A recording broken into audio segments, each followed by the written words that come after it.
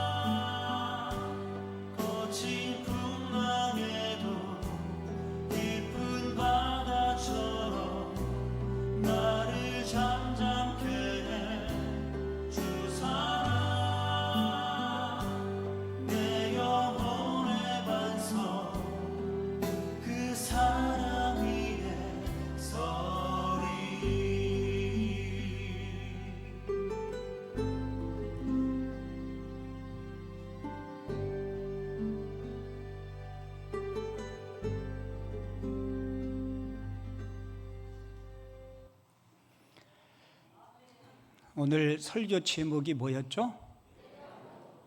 내려놓음이라는 말을 주로 언제 쓰시나요? 가끔 성도님들이 저를 찾아와서 목사님 제가 교회 하던 일 내려놓고 싶은데요.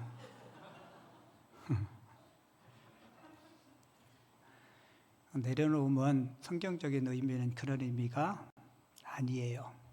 성경적인 내려놓음을 제가 여러분들에게 설명해 드릴 테니까 앞에 자막 잘 보셔요. 설교 제목 내려놓음. 내려놓음은 단순히 무언가를 포기하거나 버리는 것이 아니라 자기 자신을 하나님의 뜻에 온전히 맡기고 순복하는 믿음의 행위입니다. 인간 중심의 삶에서 벗어나 하나님 중심의 삶으로 방향을 전환하는 것입니다. 하나님의 뜻에 온전히 나를 맡기고 하나님의 말씀에 순복하는 믿음의 행위, 내 중심의 삶에서 하나님 중심의 삶으로 방향을 전환하는 것, 이게 뭐예요? 이게 내려놓음이에요. 때로는 지나친 욕심, 그리고 어떤 집착, 세상에 대한 지나친 염려들, 여러분 이런 것들에 매여 있으면 절대로 우리가 하나님 앞에 가까이 갈 수가 없어요. 이 내려놓음의 가장 아름다운 모범을 보여주신 분이 우리 예수님이십니다. 여러분들이 잘 알다시피 예수님은 십자가의 순환 앞에 겟세마네 동산에서 마지막 하나님 앞에 간절한 기도를 드려요. 기도의 내용은 이러했죠. 내 아버지여, 만일 할만하시거든 이 잔을 내게서 옮겨달라고. 이 잔이 뭐예요? 십자가의 그 고통, 십자가의 그 치욕, 할 수만 있으면 아버지 옮겨달라고. 근데 그 뒤에 기도가 이렇죠. 하지만 내 원대로 마옵시고 아버지 원대로 되기를 원하나이다. 여러분, 예수님은 자신의 뜻을 내려놓고 하나님의 구원 계획에 자신을 맡기셨어요. 빌립보서 2장에 보면 우리 예수님의 그 내려놓으심을 이렇게 표현하죠. 그는 근본 하나님의 본체시나 하나님과 동등됨을 취할 것으로 여기지 아니하시고 자기를 비워 종의 형체를 가져 사람들과 같이 되셨다라고 이야기해요. 하나님이신 예수님이 우리 인류 구원을 위해서 그 자리를 포기하시고 사람의 몸으로 입고 이 땅에 오심, 그게 우리 예수님의 내려놓으심입니다. 우리 말씀 시작하기 전에 찬양 봤는데요, 그 가사가 이렇게 시작하죠. 내가 주인 삼은 모든 것 내려놓고. 내가 주인 삼은 것 내려놓는다는 것, 여러분 그거 결코 쉬운 일이 아닙니다. 내가 사랑했던 모든 것 내려놓고 산다는 것, 그렇게 결단한다는 결단은 결코 쉬운 게 아니에요. 그런데 오늘 본문에 하나님께서 원하시는 삶을 위해서 자신을 내려놓은 한 사람이 등장해요. 누구입니까? 삭개오예요. 삭개오는 예수님을 만난 후에 이런 고백을 합니다. 제 재산의 50%를 가난한 자들에게 주고 불의한 방법으로 속여 빼앗은 것이 있으면 몇 배를 갚겠다 그래요? 4배를 갚겠다. 여러분, 보편적으로 사람들이 예수 믿는 이유가 있죠. 예수 믿고 더 부유하게, 풍요롭게, 부자로 살고 싶어서 예수 믿는 사람들이 많아요. 그리고 어떤 분은 내가 지금 가지고 누리고 있는 것들을 계속 쭉 유지하기 위해서, 하나님께서 지켜주시고 보호해 주시기를 위해서 예수 믿는 분들도 많습니다. 근데 삭개오는 예수 믿고 예수 만나고 더 부유해졌나요? 아니요. 재산의 50%, 그리고 다른 사람의 것을 토색하고 불의한 방법으로 모았으면 4배를 갚는데, 우리가 알다시피 삭개오는 대부분의 재산을 불의한 방법으로 모은 사람이에요. 근데 왜 삭개오가 이런 결정을 했을까? 그리고 그런 결정을 한 후에 삭개오는 후회하지 않았을까? 그리고 왜 성경은 이런 삭개오의 이야기를 우리들에게 들려주고 있을까? 제가 한 주 동안 이 본문 말씀을 묵상하면서 이 본문의 이야기는 우리 다 알고 있어요. 그죠? 뻔한 이야기 아니에요. 괜히 대답했다가 난처해질까 봐. 저는 어릴 적부터 삭개오 이야기를 하도 많이 들어가지고요. 삭개오가 이쪽 저쪽에 많이 있는 줄 알았어요. 근데 제가 이 말씀을 묵상하다가 갑자기 이런 생각이 들었어요. 삭개오에게는 아내가 있었을까? 삭개오는 혼자 살았을까? 아니면 그에게 자녀들이 있었을까? 있었을 것 같아요? 없었을 것 같아요? 없었을 것 같아요? 그리고 만약에 삭개오가 아내가 있음에도 불구하고 혼자 독단적으로 이런 고백을 하고 이런 일을 실천했을까? 그리고 삭개오가 그런 고백을 아내에게 했을 때 아내가 찬성했을까? 우리 아내 되시는 성도님들, 남편이 그렇게 이야기하면 여러분들 어떻게 반응할 것 같아요? 솔직히 얘기하세요. 재산 정리해서 50% 가난한 자들에게 주자. 부정한 방법으로 모은 거 4배로 갚자.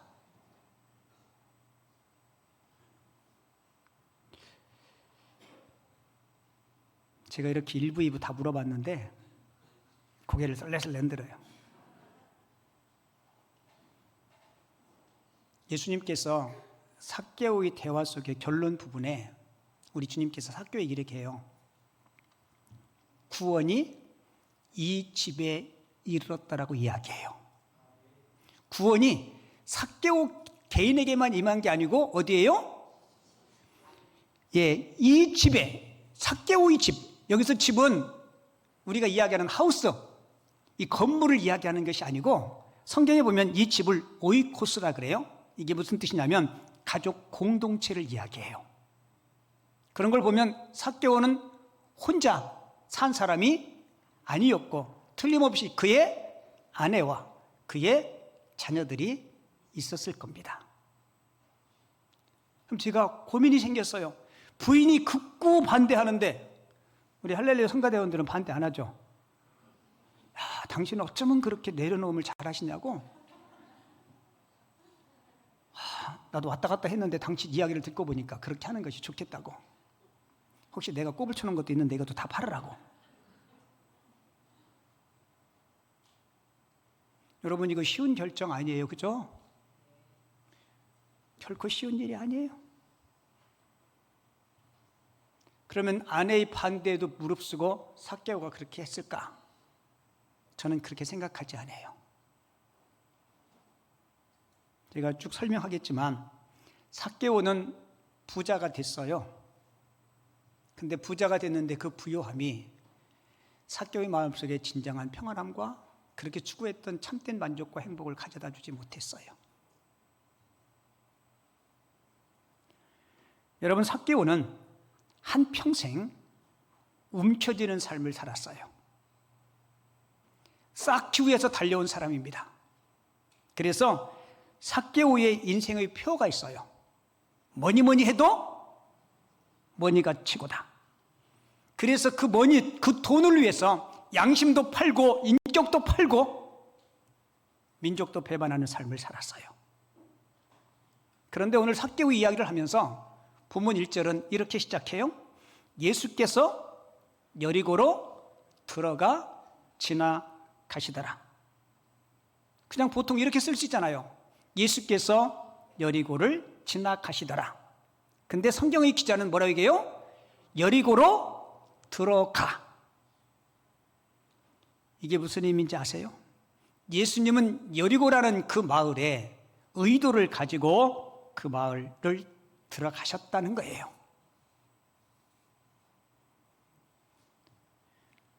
들어갔는데 본문 2절에 보면 누구를 만나요?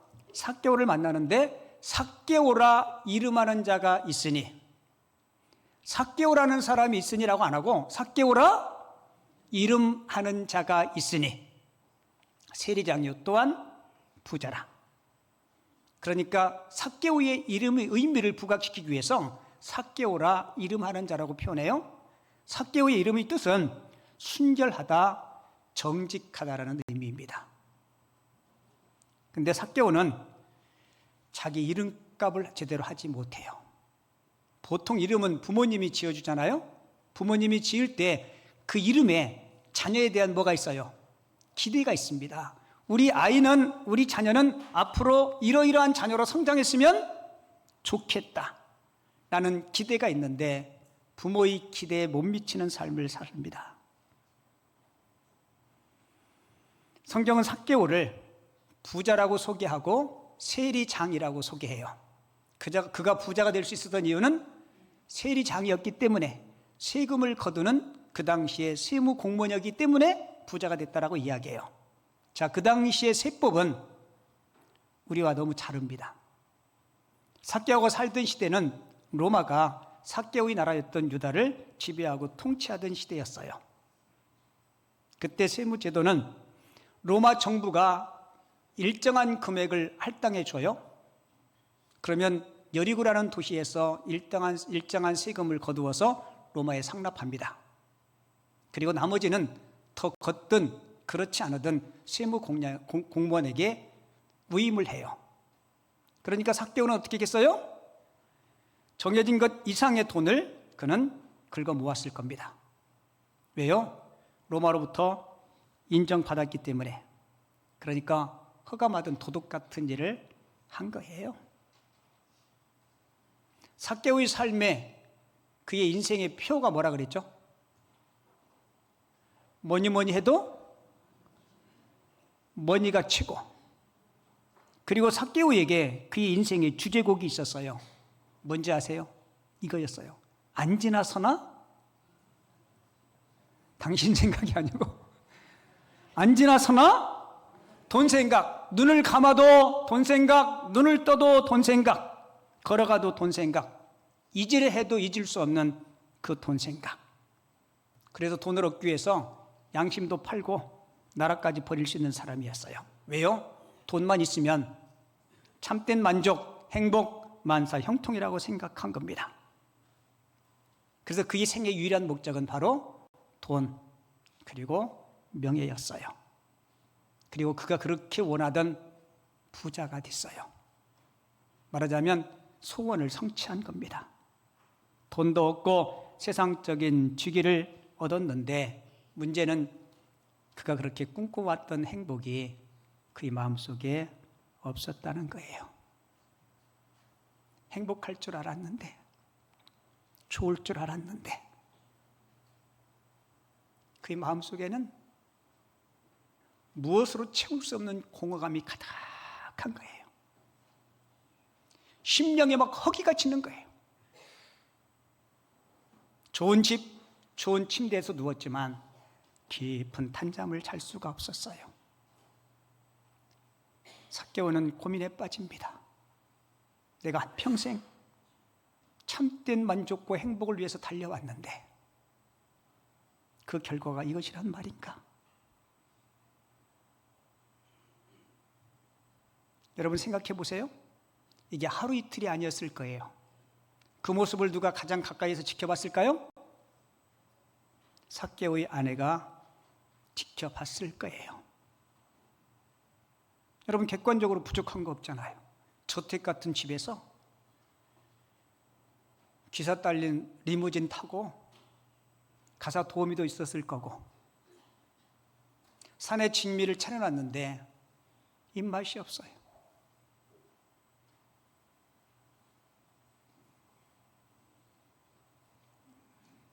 이 삭개오는 말할 수 없는 그 공허감 때문에 깊은 고민과 번뇌에 빠지게 됩니다. 세상은 물질로만 해결할 수 없다는 사실을 그가 깨닫게 돼요. 그러던 차에 예수님에 대한 이야기를 그가 듣게 되죠. 그리고 예수님께서 자기가 사는 그 마을에 온다는 이야기를 들어요. 삭개오가 그 주님을 만나고 싶어서 오늘 보면 3절에 보면 저가 예수께서 어떠한 사람인가 하여 뭐라고 얘기해요? 보고자 하되. 예수께서 어떠한 사람인가 하여 보고자 하되 키가 작고 사람이 많아 할 수 없어라고 기록하고 있죠. 여기서 보고자 하되는 그냥 단순한 호기심으로 예수라는 사람이 어떤 사람인가 라고 지켜보는 그런 상태가 아니에요. 여기서 보고자 하되라는 이 말은요, 원래 헬라 문법을 보면 미래 완료 과거형으로 되어 있는데요, 무슨 얘기냐면 오래전부터 예수님을 만나고 싶고 보고 싶어 했다는 이야기입니다.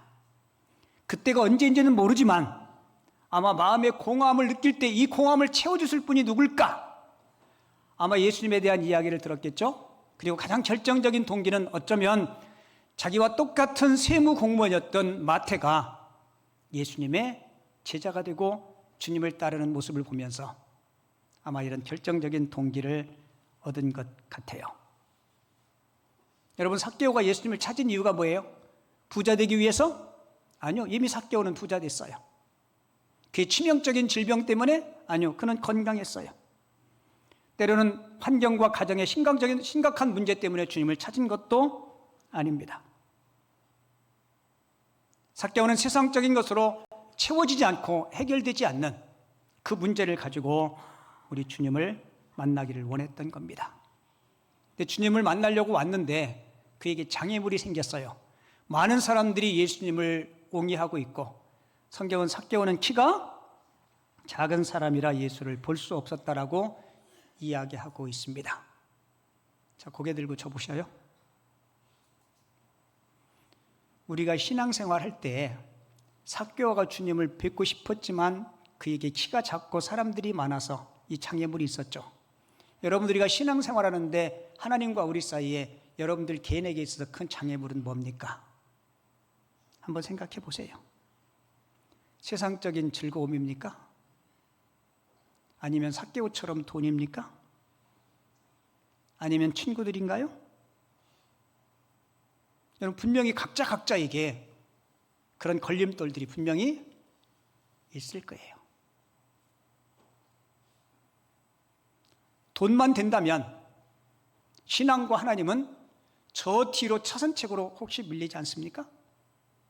나한테 즐거움과 노는 일이 있다면 주일날 내가 교회를 가나 안 가나, 그 많은 수백 명의 사람들 가운데 나 한 사람이 있으나 없으나. 여러분, 삭개오는 사람들이 있든 키가 작든 그 걸림돌을 그는 걸림돌로 생각하지 않고 그는 주님께 나갑니다. 여러분 꼭 기억하세요. 나 자신을 기꺼이 하나님 앞에 드릴 수 없다면 우리는 내려놓음의 신비를 체험할 수 없을 겁니다. 많은 신앙인들이 이걸 놓쳐요. 여러분, 삭개오는 작은 키, 걸림돌이 되는 많은 사람들, 그리고 어쩌면 창피와 부끄러움, 이 모든 것을 내려놓고 집어던지고 내가 예수님을 만날 수 있다면 어떤 태까지 불도 나는 불사하겠다, 이런 생각을 가지고 그는 나무에 기어오르기 시작합니다. 성경은 무슨 나무라 그래요? 뽕나무 벼 버리고 이제 돌 감람나무를 심었어요. 옛날 성경은 뽕나무라고 표현하는데 뽕나무가 됐던 돌 감람나무가 됐던 어떤 그런 나무에 오르기 시작합니다. 여러분, 우리가 신앙생활하면서 이런 삭개와 같은 열정과 그리고 적극성이 없으면 살아계신 하나님의 그 은혜를 우리가 풍성히 누리지 못할 수 있어요. 바라기는 저도 여러분들도 삭개와 같이 이런 열정, 이런 적극성의 믿음의 사람들이 꼭 될 수 있기를 주님의 이름으로 축원을 드립니다. 그리고 우리 주님은 그러한 삭개오를 외면하지 않으세요. 오늘 본문 5절 6절 볼까요? 예수께서 그곳에 이르사, 그곳이 어디예요? 삭개오가 올라간 그 돌 감람나무 밑에 주님이 오세요. 그리고 쳐다봤다는 이야기는 올려봤겠죠, 그죠? 쳐다보시고 이르시되 삭개오야 속히 내려오라. 내가 오늘 네 집에 유하여겠다 하시니 급히 내려와 즐거워하며 영접했다라고 이야기합니다. 여러분, 예수님은 지금 처음 삭개오를 만난 거예요. 처음 만난 삭개오의 이름을 주님은 아십니다. 낯선 사람이 여러분들 이름 부르면 여러분들 놀랄 거예요. 그죠? 제가 가끔 길에 가다가 우리 초등학교 아이들을 제가 놀릴 때가 있는데요. 초등학교 아이들 보통 메고 다니는 가방 뒤에는 이름표가 붙어 있어요. 가방이 헷갈리니까. 제가 그 이름표를 보고 지나가다가 아무개야 부르면요, 아이가 소스라치게 놀래요. 아저씨, 내 이름 어떻게 알아요? 그럼 제가 시치미를 뚝 띄고, 너 어제 뭐 했는지도 내가 다 알아. 너 어저께 학교 끝나고 학원 갔었지? 그건 어떻게 알아요? 요즘 애들 뭐 학교 끝나면 학원 한두 개씩 가잖아요, 그죠? 그리고 가려고 그러면, 아저씨, 진짜 어떻게 알았어요? 내 가방에 네 이름 써 있어. 여러분, 삭개오는 예수님이 삭개오야 내려오라 라고 이야기할 때 삭개오는 이런 생각을 했을 거예요. 예수님은 나를 아신다. 이름 석자만 아는 게 아니고 내 마음의 번민, 내 마음의 아픔, 갈등과 문제, 그리고 내가 지금까지 밤새울 지새우면서 우리 주님을 만나고 싶어 했던 그 마음을 주님께서 아신다. 그리고 내가 지난날 잘못 살아온 지난 과거의 후회, 그 후회의 내 중심의 마음을 주님께서 보고 계신다. 그리고 내가 잘못 살아온 내 삶 때문에 세상 사람들에게 얼마나 조롱과 비난을 받았는지 우리 주님은 다 아신다. 심지어 내 동족들은 나를 볼 때 나를 벌레같이 쳐다보았는데 그런 주님께서 나의 이름을 부르고 나의 집에 유하겠다고 말씀하신다. 여러분, 감동이 아니에요. 여러분, 감동이에요. 성경은 이렇게 하게요. 삭개오가 급히 나무에서 뭐 했다고요? 내려왔다라고 이야기해요. 아마 어쩌면 너무 감동해서 막 떨어지듯 내려왔을지도 모르겠어요. 그리고 삭개오와 예수님이 어떠한 대화를 얼마만큼 나눴는지 성경은 침묵하고 있어요.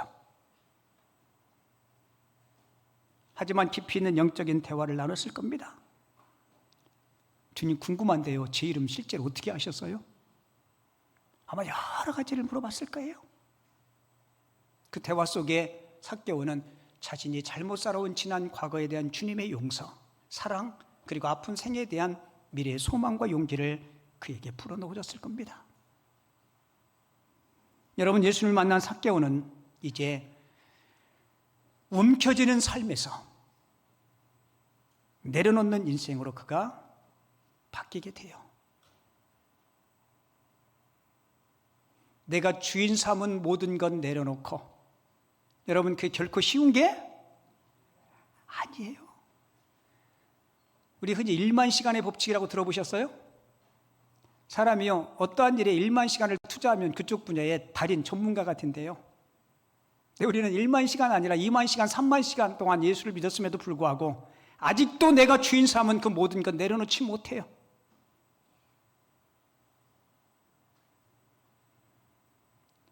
하나님께서 여러분들에게 여러분들의 모든 것 드리라 그러나요? 아니요.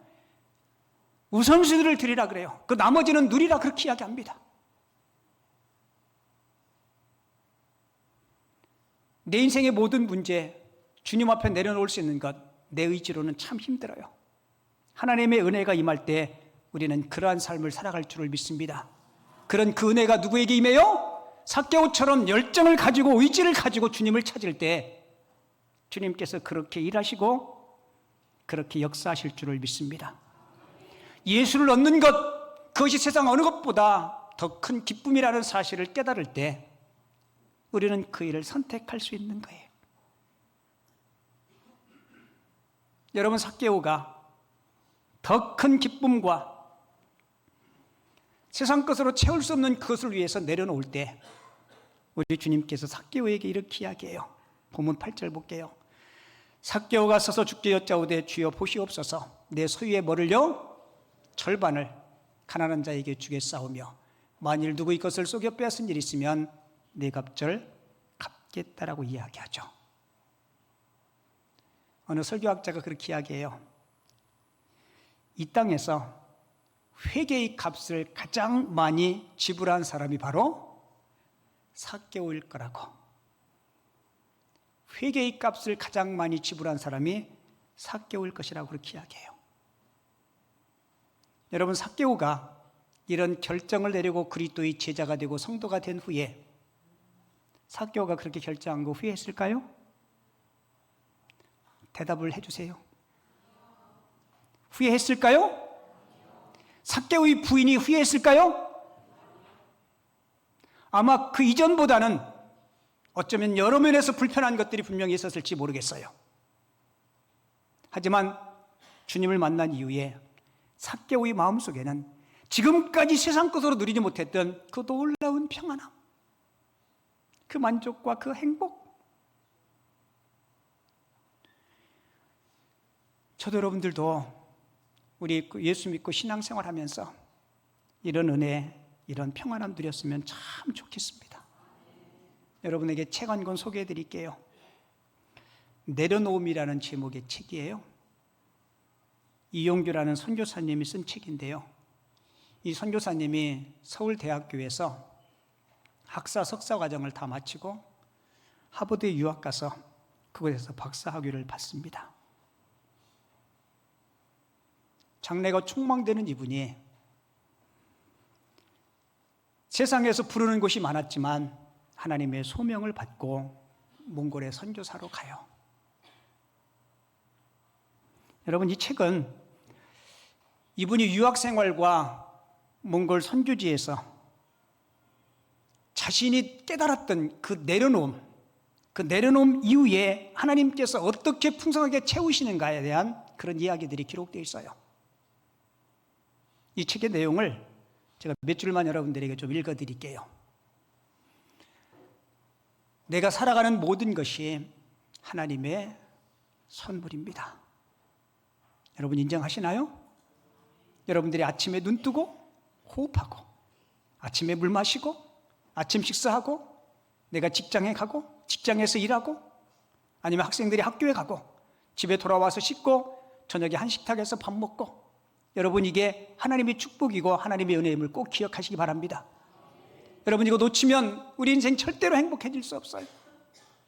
그런데 어리석은 인간은 삶이 내 것이라고 생각합니다.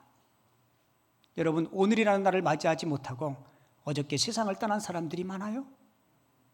그래서 더 많이 움켜쥐고 더 많이 쌓는 것을 인생의 목적으로 삼고 살아가지요. 어느 날 하나님이 내게 오셔서 그것을 내려놓으라 말씀하십니다. 인간은 내려놓는 것은 곧 빼앗기는 것이라고 생각해서 내려놓지 못합니다.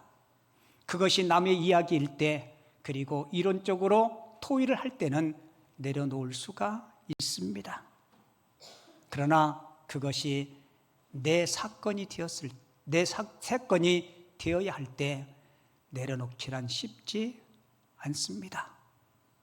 저 뒤에 제가 이렇게 쓰고 싶어요. 정말 그렇습니다. 이론적으로는 압니다. 내려놓으면 그것이 진짜 내 것이 된다는 사실을, 내려놓을 때 더 큰 것으로 하나님이 되돌려 주신다는 것을, 내려놓으면 하나님이 더 좋은 것으로 갚아 주신다는 것을. 내 설교 원고에는 아멘이 큰 소리로 나올 것이다 라고 써 있는데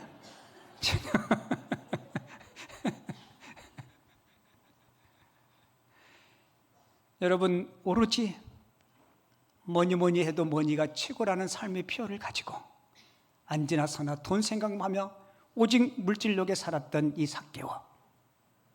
그런데 이 내려놓음의 비밀을 그가 알았어요. 어떻게 알았어요? 사모하니까, 결단하니까. 생텍쥐페리가 쓴 어린 왕자라는 책에 어린 왕자와 사막의 여우가 나누는 대화가 있어요. 사막의 여우가 어린 왕자에게 이렇게 이야기해요. 가장 중요한 것은 눈에 보이지 않아. 마음으로만 볼 수 있단다. 맞아요, 안 맞아요? 가장 중요하고 소중한 것은 눈에 보이지 않아. 마음으로만 볼 수 있는 거야. 여러분, 삭개오에게 성령의 은혜가 임하니까 그는 눈으로만 보았던 세상 것들 말고 마음으로 볼 수 있는 영안으로 하나님의 은혜를 깨달은 거예요. 그런 삭개오에게 주님께서 이렇게 말씀하시죠. 우리 9절 10절인데 같이 읽어볼게요. 시작. 예수께서 이르시되 오늘 구원이 이 집에 이르렀으니 이 사람도 아브라함의 자손이미로다. 인자가 온 것은 잃어버린 자를 찾아 구원하려 함이니라. 아멘. 여러분, 예수님께서 여리고에 들어 지나가시더라. 여리고에 들어가신 이유가 뭐예요? 삭개오, 하나님께서 예비하신 이 영혼을 위해서 주님께서 들어가셨고, 주님께서 이 삭개오를 만나 주셨고, 그래서 증오와 멸시의 대상이었던 삭개오가 사랑과 존경의 대상으로 바뀌게 되었습니다. 삭개오는 지금까지 다른 사람 것을 빼앗고 착취하던 그 손이 다른 사람을 섬기고 봉사하는 손으로 바뀌게 되었습니다. 마냥 외롭기만 했던 이 삭개오가 이제 예수님의 친구가 되었고, 그리고 유대 공동체의 중심에 설 수 있었던 것입니다. 여러분, 이게 내려놓음의 복음이에요. 혹시 여러분들 신앙생활 하면서 저는 잘 몰라요, 여러분들 스스로가 하나님 앞에 내려놓아야 될 삶의 영역들이 있다면 삭개오처럼 여러분 과감하게 결단하시기 바랍니다. 그리고 하나님께서 부어주시는 말로 형용할 수 없는 그 풍성한 은혜들을 누릴 수 있는 우리 모든 성도님들 꼭 되어줄 수 있기를 주님의 이름으로 축원을 드립니다.